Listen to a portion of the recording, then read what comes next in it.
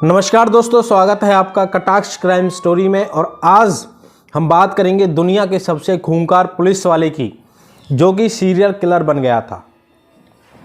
वैसे तो web series movies समाज का आईना होती हैं।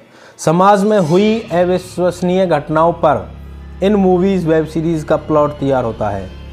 और आज हम आपको जिस शख्स की कहानी सुनाने जा रहे हैं उसके बारे में जानकर आपको यकीन हो जाएगा कि सीरियल किलिंग पर बनी मूवीज़ पूरी तरह से फिक्शन नहीं होती हैं। रूस का एक सीरियल किलर है जिसका नाम है मिखाइल पॉपकॉव। इस खूनी वैसी दरिंदे का नाम सुनकर लोगों की रूह कांप जाती है। अब तक 200 से ज़्यादा महिलाओं के साथ दुष्कर्म करने के बाद उन्हें कुल्हाड़ी और हथौड़े से मौत के घाट उतार चुका है।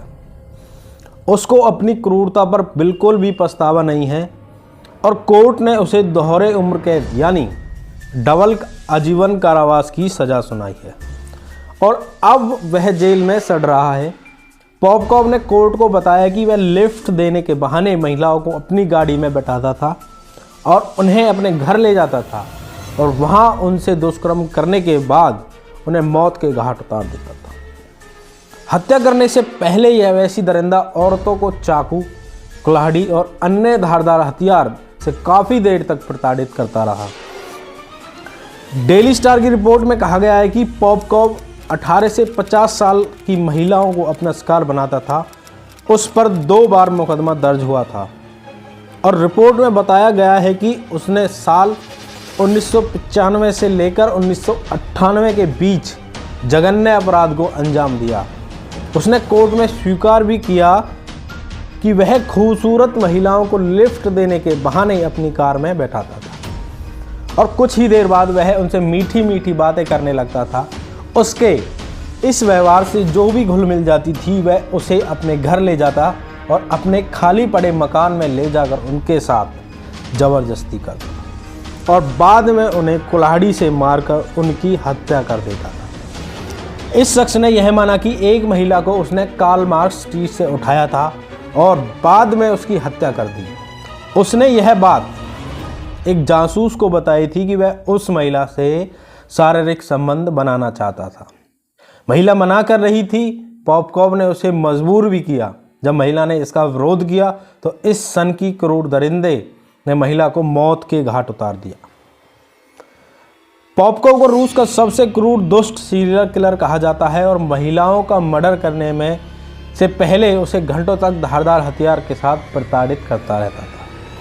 पुलिस की नौकरी करने वाले शख्स को अपनी इस घिनौनी हरकत पर कोई पछतावा तक नहीं है और कोर्ट ने जब उनसे असल वजह पूछी तो वह ये सब घिनौनी हरकतें क्यों करता था, तो उसने कोर्ट को साफ साफ तरीके से बताया कि वह शहर से वेश्यावृत्ति को ख़त्म करना चाहता था और बोला, मैंने शहर की गंदगी का सफाया किया है। जो भी उसको ऐसी महिला मिलती थी तो वो उसको मौत के घाट उतार देता था और उसको इन बातों का कोई पछतावा नहीं है। पुलिस ने जब उन महिलाओं के शवों को देखा तब पुलिस वालों ने इस मिखाइल को वेवॉल्फ का नाम दिया। वेवॉल्फ मानव के रूप में एक भेड़िया होता है जो कि लगभग ऐसे क्रूर शिकार के लिए जाना जाता है। 57 साल के इस सीरियल किलर में तकरीबन 2 दशक तक अपने ही होम टाउन एंग्राक्स में ऐसी घटनाओं को अंजाम देता था। किसी को भी इसकी भनक तय नहीं लगी क्योंकि यह पुलिसकर्मी था, तो किसी को उस पर शक भी नहीं हुआ था। वर्ष 2015 में पहली बार पुलिस ने इस सीरियल किलर को हिरासत में लिया।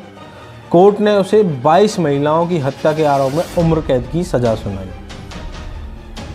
यह सज़ा उस अपराध के लिए थी जो उसने 1992 से 2010 के बीच में किए थे, क्योंकि पॉपकॉव पुलिस वाला था और वह इतना शातिर था कि महिलाओं की हत्या करने के बाद डेड बॉडीज़ को जंगलों में फेंक देता था और बाद में ही खुद ही जांच करने के लिए पहुंच जाता था और अपनी तरह से उस मामले को रफा दफा कर देता था।